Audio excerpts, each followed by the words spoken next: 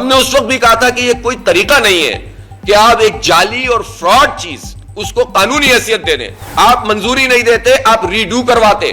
جب نون لیگ نے اس کے زمانے میں یہ کام ہوا اور غلط ہوا, اور میں حیران ہوں کہ پارٹیاں حکومت میں بھی شامل ہیں, وزارتیں بھی پکڑی ہوئی ہیں, اور جو وزیر ہوتے ہیں وہی تقریر بھی کر رہے ہوتے ہیں.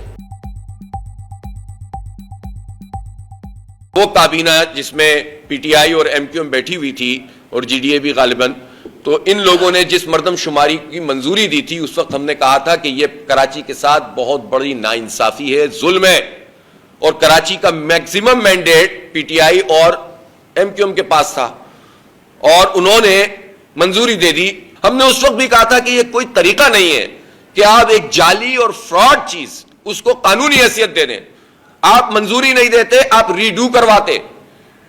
جب نون لیگ نے اس کے زمانے میں یہ کام ہوا اور غلط ہوا تو پی ٹی آئی کے دور میں اس کو ریکٹیفائی ہونا چاہیے تھا, بجائے اس کے کہ اس کی منظوری دے دی. اور پھر کہا ہم فوراً دوسری مردم شماری کرائیں گے. ان کی حکومت تقریباً سال سوا سال اس کے بعد چلی, کام شروع نہیں ہوا.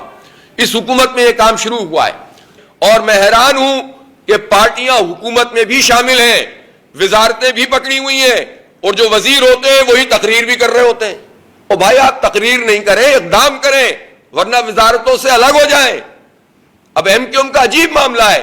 پہلے انہوں نے کہا کہ مردم شماری بالکل ٹھیک ہوئی ہے, بھی تقریباً 10 دن پہلے کی بات ہے, انہوں نے کہا مردم شماری ٹھیک ہو رہی ہے, اعتراض غلط کیا جا رہا ہے, اور اگلے 2 دن بعد کہا غلط ہو رہی ہے, اور پھر اس کے بعد یہ کہتے ہیں کہ یہ غلط ہو گیا, وہ غلط ہو گیا.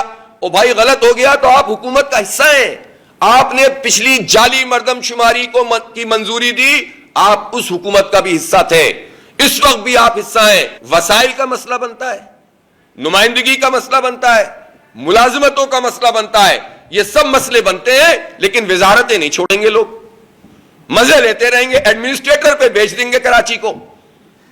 3 ایڈمنسٹریٹر لگا دو, ایک شہر کا ایڈمنسٹریٹر لگا دو, 2 وزارتیں دے دو, اور گاڑیاں واڑیوں کا انتظام کر دو, تو ہر رجیم چینج کے موقع پہ چوراہے پہ بیٹھ جائیں گے, اور جب موقع ملے گا تو ضمنی انتخاب میں آ جائیں گے پیپلز پارٹی کو فائدہ پہنچانے کے لیے. میں کراچی کے لوگوں سے کہنا چاہتا ہوں کہ وہ ایسے سارے لوگوں سے اب ہوشیار ہو جائیں. ان ظالموں نے 30-35 سال کراچی کے لوگوں کے نام پر کھایا ہے, اور کراچی کے لوگوں کو کچھ نہیں دیا ہے, اور یہ عملاً جو ہے وڈیروں کے ہاتھوں بیچ دیا ہے.